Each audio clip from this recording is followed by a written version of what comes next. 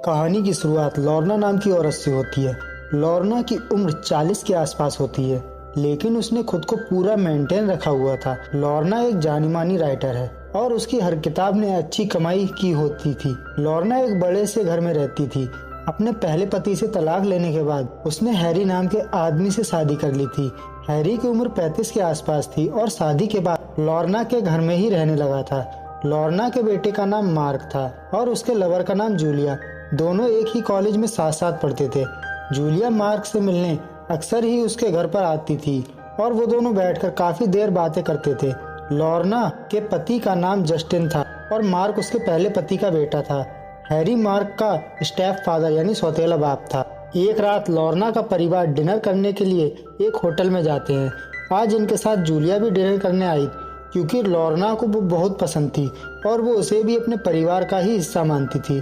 Dinner खत्म करने के बाद लॉर्ना उठकर वॉशरूम जाती है, जहां आकर वो अपना मेकअप ठीक करने लगती है और तभी वहां मैंडी नाम की एक लड़की आकर उससे नैपकिन मांगती है। लॉर्ना उसे पास पड़ा नैपकिन दे देती है, जिससे मैंडी अपने आंसू साफ कर लेती है।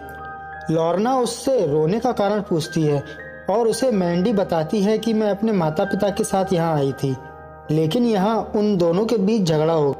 तभी लॉर्ना उसे दिलासा दिलाती है और मैंडी उससे विदा लेकर वहां से चली जाती है।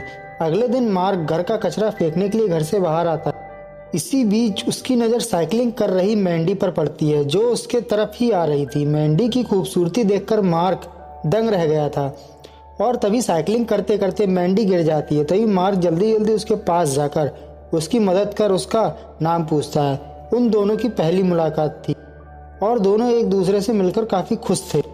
अब बात करते हैं मैंडी की। मैंडी मार्क को दिलो जान से चाहती थी और उसे पाने के लिए वो किसी भी हद तक जा सकती थी। वो जानबूझकर रोते रोते लॉर्ना से मिली ताकि वो उसकी हमदर्दी हासिल कर सके। आज भी वो साइकिलिंग करते करते जानबूझकर ही गिरी थी ताकि वो मार्क से बात करने का मौका बना सके।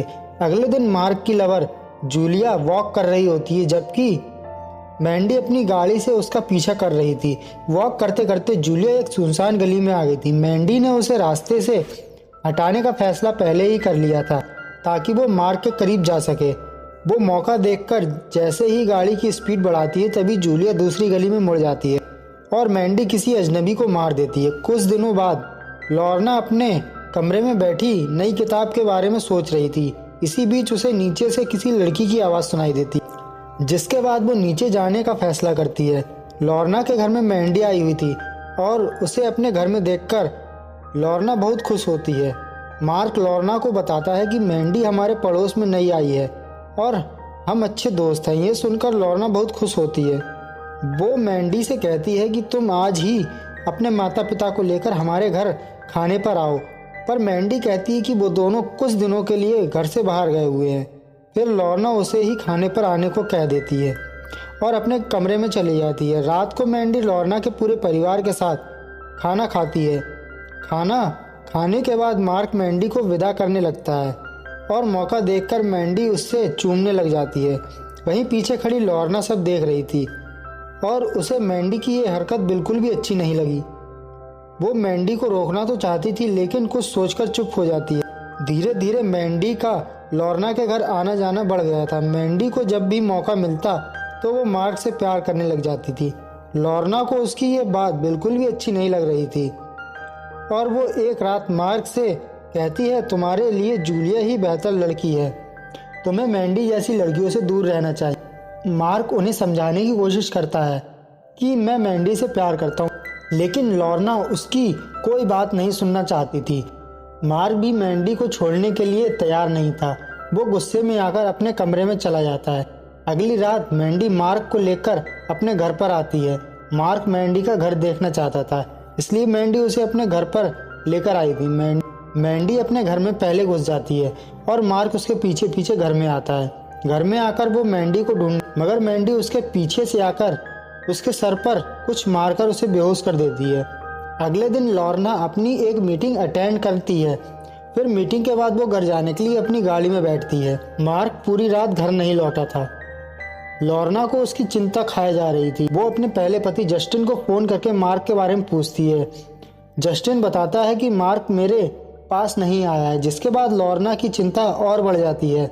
इसी बीच लॉर्ना के पास मैंडी आती है। मैंडी को देखकर लॉर्ना को उस पर बहुत ज़्यादा गुस्सा आता है और वो उससे मार्क के बारे में पूछने लगती है। मैंडी कहती है कि मैं मार्क के बारे में कुछ नहीं जानती।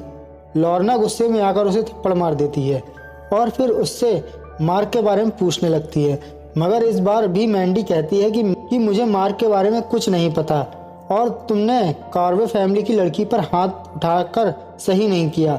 अपनी बात कहकर मैंडी वहां से चली जाती है, जिसके बाद लॉर्ना अपनी गाड़ी में बैठ जाती है। गाड़ी में बैठने के बाद उसके दिमाग में मैंडी की वही बात घूमती है जो मैंडी ने उससे कहा था कि तुमने कार्वे फैमिली की लड़की पर हाथ नहीं उठाना चाहिए था।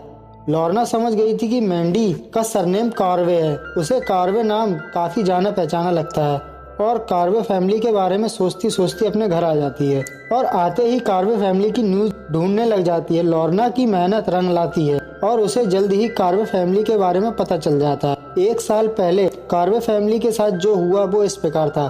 कार्वे फैमिली में एक लेडी मिली थी और वो लॉर्ना की हर किताब को ध्यान से पढ़ती थी। मिली के पति का नाम रिक था। वह लॉर्ना की किताब से सख्त नफरत करता था। लॉर्ना ने अपनी नई किताब के अंदर तलाक और उसके फायदों के बारे में बताया था। रिक जैसे ही अपने घर आता है तो मिली उससे तलाक मांगती है। उसकी बात सुनकर रिक अपनी गन उठाकर कहता है कि मैंने तुम्हारी हर जरूरत और हर खुशी पूरी की, मगर तुमने लॉर्ना की किताब पढ़कर तलाक लेने का फैसला कर लिया। मैंने तुम्हें बहुत बार समझाया है कि इसकी किताबें तुम्हारा दिमाग खराब करती हैं, लेकिन तुमने मेरी बात नहीं मानी। आज के बाद अगर तुमने लॉर्ना की किताब पढ़ी तो मैं तुम्हें गोली मार दूंगा। मगर मिली उसकी बात मानने को तैयार नहीं, जिसके बाद रिक पहले उसे गोली मारता है और फिर खुद की जान ले लेता है। घर के बाहर साइकिलिंग कर रही मैंडी भी गोली की आवाज सुन लेती है और वो दौड़कर अपने माता पिता के कमरे में आती है। वो रिक और मिली की बेटी थी जिनकी लाशें उसकी नजरों के सामने पड़ी थी। मैंडी जानती थी कि लॉर्ना की किताबों को लेकर अक्सर ही उसके माता पिता के बीच में झगड़ा होता था, मगर उसने कभी भी नहीं सोचा था कि उनका ये झगड़ा उन दोनों की जान ले लेगा। और वो फैमिली की पूरी कहानी पढ़कर लॉर्ना हैरी को फोन लगाती है। हैरी का फोन बंद आ रहा था, जिसके बाद लॉर्ना उसके लिए वॉइस मैसेज छोड़ती है। वो मैसेज में कहती है कि मार्क की जान खतरे में है और मुझे पता है कि वो कहाँ है। इसके बाद वो उसे कार्वे फैमिली के घर की लोकेशन भेजकर अकेले ही मार्क को बचाने निकल पड़ती है। दूसरी तरफ मार्क को धीरे धीरे होश आ रहा था और वो इस समय कार्वे फैमिली यानी मैंडी के घर में था। मार्क को एक चेयर पर बैठाकर दोनों हाथ पीछे बांधे हुए थे। अब उसके सामने मैंडी आती है जिसके हाथ में गन थी। मार्क उससे पूछता है कि हम कहाँ हैं। तभी मैंडी उसे बताती है कि इस समय तुम मेरे माता पिता के रूम में हो। इतना कहकर वो उसके गोद में बैठ जाती है और तभी वहाँ लॉर्ना भी पहुँच जाती है। लॉर्ना ने कार्वे फैमिली की न्यूज पढ़ी थी और उसी न्यूज से उस घर का पता चला था। वो कमरे में आकर मैंडी को गन नीचे करने को कहती है, लेकिन मैंडी उस पर गोली चला देती है। उसने ये गोली लॉर्ना को डराने के लिए चलाई थी। जिसके बाद वो मार्क से कहती है कि तुम्हारी माँ की किताबों ने मेरे परिवार को खत्म कर दिया था और मैं उसी का बदला लेने के लिए ये सब कर रही हूँ। उसके बाद लॉर्ना उसे समझाने की कोशिश करती है कि मैंने तुम्हारे परिवार को नहीं मारा और उसकी बातें सुनकर मैंडी कहती है कि सारा कसूर तुम्हारा ही है। आज मैं तुम्हारे सामने तुम्हारे बेटे को मार दूंगी। इतना कहकर वो जैसे ही मार्क को गोली मारने लगती है तो लॉर्ना उसे पीछे से पकड़ लेती है। अब उन दोनों के बीच लड़ाई शुरू हो गई थी। इस लड़ाई के आखिर में लॉर्ना गन छीनकर मैंडी को ही गोली मार देती है। कहानी के आखिर में हैरी पुलिस लेकर मैंडी के घर पहुंच गया था, जहां पुलिस जख्मी मैंडी को गिरफ्तार कर लेती है और यह मूवी यहीं पर खत्म हो जाती है। So thanks for watching.